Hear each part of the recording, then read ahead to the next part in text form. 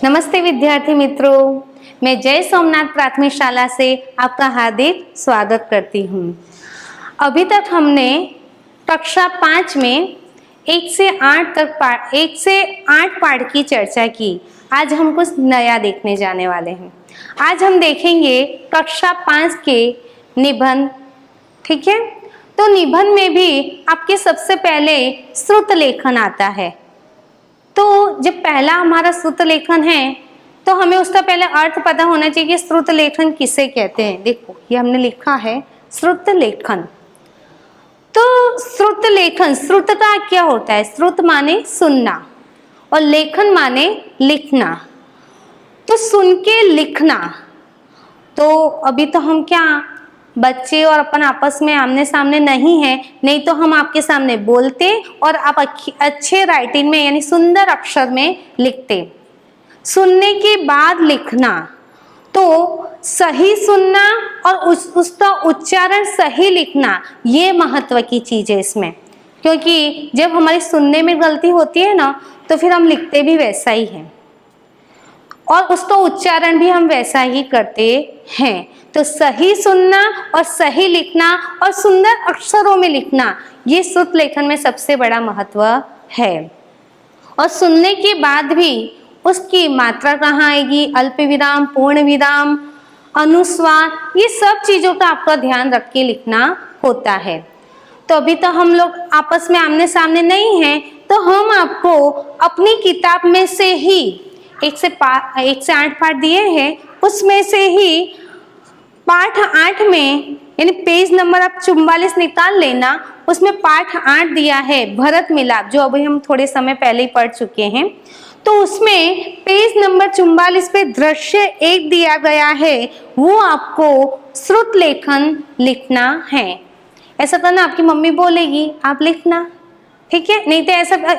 और इसमें आपको क्या ध्यान रखना है कि कहाँ पे अल्प विराम आता है, कहाँ पे पूर्ण विराम आता है, कहाँ पे अनुस्वार आता है, कहाँ पे चंद्र बिंदी आती, ये सब चीज आपको ध्यान पूर्वक लिखना है। ऐसा हो तो पहले एक बार एकदम जोर से आवाज में पढ़ लेना, तो पढ़ने के बाद क्या होगा, आपको समझ में आएगा कि कहाँ पे कौन सा प्रश्न चिन्ह क्या आएगा। ठीक है, तो एक बार आप ध्यान से पढ़ लें। ऐसा हो तो मैं एक बार आपको ये पढ़ के सुना सकती हूँ 2 मिनट में, और फिर आप अपनी मम्मी को बोलना, मम्मी मैंने 2-3 बार पढ़ा है, ये प्रैक्टिस के लिए। फिर तो अपन क्लास में करेंगे सारी प्रवृत्ति, ठीक है? तो इस तरह, जैसे राम, दृश्य 1, राम, भाई लक्ष्मण जरा देखो तो यह आवाज कहाँ से आ रही है। देखो मैंने इस तरह पढ़ा, आवाज कहाँ से आ रही है, तो प्रश्न चिन्ह, प्रश्न पूछ, आवाज कहाँ से आ रही है, तो प्रश्न पूछ रही हूँ। तो लक्ष्मण इधर उधर देखते हुए, प्रभु, अब यहाँ पे मैंने अल्प विराम क्योंकि वहां रुकना है, प्रभु सामने से कुछ लोग आते दिखाई दे रहे हैं। राम, कौन लोग हैं, जरा ध्यान से देखो, कौन लोग हैं, यह प्रश्न पूछा है, जरा ध्यान से देखो, वाक्य पूर्ण हो रहा है। लक्ष्मण, अरे यह तो भरत है, सभी साथ ही बहुत से लोग हैं, हमें सावधान हो जाना चाहिए, शायद वे लोग लड़ने आ रहे हैं। राम हंसते हुए, भाई लक्ष्मण तुम तो बिना बात शक करने लगते हो, इतने वर्ष साथ रहकर भी भरत भाई को नहीं पहचाना। लक्ष्मण उत्तेजित होकर, एकदम गुस्से में लाल पीले होकर, पहचाना क्यों नहीं, उसी माँ का तो बेटा है जिसने वनवास दिलवाया। सीता, इसमें बेचारे भरत का क्या दोष। लक्ष्मण, लीजिए सब लोग इधर ही आ रहे हैं।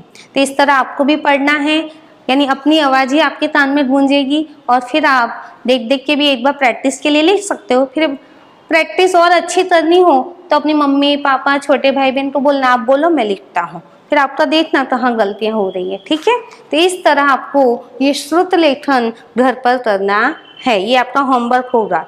ठीक है, तो ध्यान से लिख लो, पेज नंबर 44 पे दृश्य नंबर 1, वो आपको श्रुत लेखन करना है और करना ही है सभी बच्चों को, जिससे क्या होगी, आपकी गलतियां नहीं होगी और आप बहुत अच्छे से लिख पाओगे। ठीक है, अब यहाँ पे हम चित्र वर्णन, आपका दूसरा निबंध है चित्र वर्णन। चित्र वर्णन में आपको पाठ 1 का ही चित्र दिया है, यातायात। जो हम सबसे पहले पढ़ चुके हैं, ये वाला चित्र, और ये हम पढ़ा चुके हैं आपको, ठीक है। और इसकी हम PDF फाइल भी भेज चुके हैं। अगर आपको न समझ में आए तो आप सबसे पहले वाला वीडियो देख लेना, उसमें हमने पूरा चित्र वर्णन बहुत अच्छे से किया है और PDF में लिख के भी भेजा है। तो आपको उसके आधार पे ये चित्र वर्णन करना है। और आपको चित्र वर्णन दूसरा भी है, पार्ट 4 में आता है, सोच अपनी अपनी, वो भी हमने पढ़ाया था। तो जरूरी नहीं है कि एग्जाम में यही चित्र वर्णन आए, कोई भी चित्र वर्णन आए तो आपको एक के आधार पे सभी चित्र वर्णन करने आना चाहिए, ठीक है। तो हमारा दूसरा निबंध चित्र वर्णन है जो हम पढ़ा चुके हैं। तो आप वो देख लेना, पार्ट 1 जब हमने पढ़ा है उसका वीडियो देखोगे और उसकी PDF फाइल देखोगे तो आपको अंदाज आ जाएगा। अब है आपकी चित्र कहानी। तो आपकी चित्र कहानी वो भी वैसे हम आपको पढ़ा चुके हैं, लेकिन एक बार हम फिर उसकी चर्चा कर लेते हैं कि टोपी वाला व्यापारी, आपको याद आ रहा है, ये पढ़ा चुके हैं और इसकी हमने PDF फाइल भी भेजी है लिख के। फिर भी एक बार फिर से चर्चा कर रहे हैं, अभी पुनरावर्तन में भी वही कहानी है, तो आज हम फिर से थोड़ा देख ले रहे हैं कि जिससे आपको ऐसा कोई भी चित्र के आधार पर कहानी आए, ये एक हम फिर से समझा दे रहे हैं, उसके आधार पर कोई भी चित्र कहानी आए तो आपको उसके आधार पर लिखना आना चाहिए। तो आपको निबंध में भी, निबंध पोथी में भी ऐसे चित्र दिया ही गया है, कोई पॉइंट नहीं होंगे, ऐसे चित्र दिए गए होंगे और किताब में भी दिया गया है ऐसा ही चित्र। तो उसके आधार पे आपको चित्र कहानी लिखनी है। तो देखो, आपको चित्र ऐसा हो तो किताब खोल लो आप, आपके पाठ 4 में है शायद ये कहानी, तो उसके आधार पे आप देख सकते हो और दोबारा सुनोगे तो आपको क्या होगा कि सरल रहेगा। हम आपको देख के बताते हैं, पेज नंबर 21 पे दिया है पार्ट 4 में, सोच अपनी अपनी, उसमें चित्र दिए हैं और उसके आधार पे प्रश्न के जवाब लिखना है, ठीक है। किताब में तो वो खोल के बैठो, तो मैं यहाँ पे चित्र आपको पढ़ सुनाऊंगी तो आपको एकदम और अच्छे से आएगा। तो देखो, जब हमें चित्र के आधार पे कहानी लिखनी है तो ऐसा नहीं पहला पॉइंट टोपी लेके व्यापारी जा रहा है, इस तरह नहीं लिखना। जब हम कहानी लिखते हैं तो उसको विस्तृत रूप में लिखते हैं, संक्षिप्त में नहीं लिखते, ठीक है। तो क्या लिखेंगे, एक गांव है, उस गांव का नाम लखनपुर है, वहां पे एक टोपी वाला व्यापारी रहता था। वह टोपियां बनाकर गांव-गांव में बेचता था। एक दिन ऐसे ही दूसरे गांव जाते समय दोपहर रास्ते में पेड़ के नीचे आराम करने बैठ गया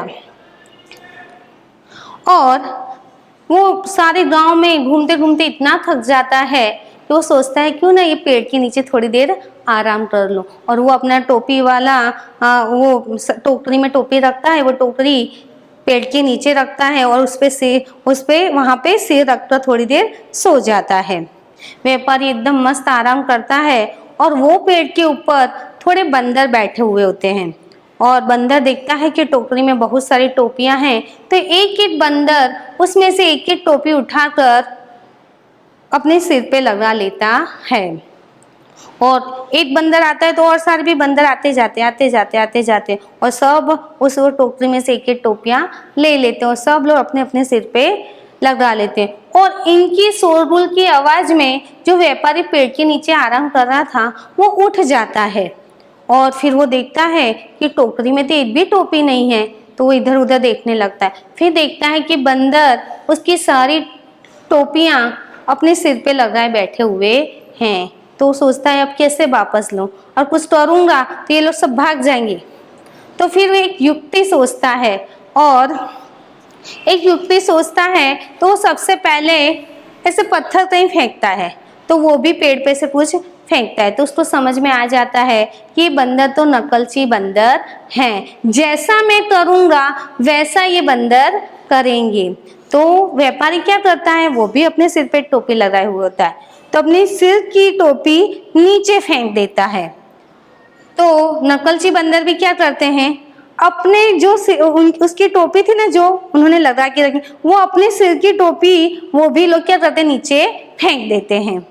और फिर वह व्यापारी सारी टोपियां अपनी टोकरी में भरते हुए और ले जा, वो खुश हो जाता है कि चलो मेरी सारी टोपियाँ मिल गई और सही सलामत हैं, और वो सारी टोपियाँ टोकरी में भरकर आगे के गांव के लिए निकल पड़ता है। तो इस तरह हमें ये कहानी में क्या बोध मिलता है कि मुसीबत आने पर युक्ति पूर्वक काम करना चाहिए। और हमें उसने ऐसे पत्थर अधिक मारे होते, भगाया होता, तो वो सारे लेके भाग जाते। तो ऐसे कोई भी परिस्थिति आए ना, तब अच्छे से सोच के काम करना, युक्ति पूर्वक काम करना, हुड़पुड़ाना नहीं। तो और कभी भी कोई भी कहानी लिखो ना, तो उसके नीचे सीख या बोध आपको लिखना जरूरी है। आप जब भी कहानी लिखो, चित्र कहानी, उसका नाम लिखो, टोपी वाला व्यापारी, और फिर उसके बाद कहानी लिखना है आपको। ठीक है, तो चित्र के आधार पे हमने वर्णन किया, और आपको पीडीएफ फाइल ऑलरेडी चौथे पार्ट में हमने इसकी भेजी है कहानी लेखन, पर अभी ये निबंध में भी आपको लिख के दी जाएगी, तो आप उस हिसाब से अपनी अच्छे से तैयारी करना रहेगा। तो यहाँ पे हमारा श्रुत लेखन, चित्र वर्णन और चित्र कहानी पूर्ण होता है। धन्यवाद मित्र।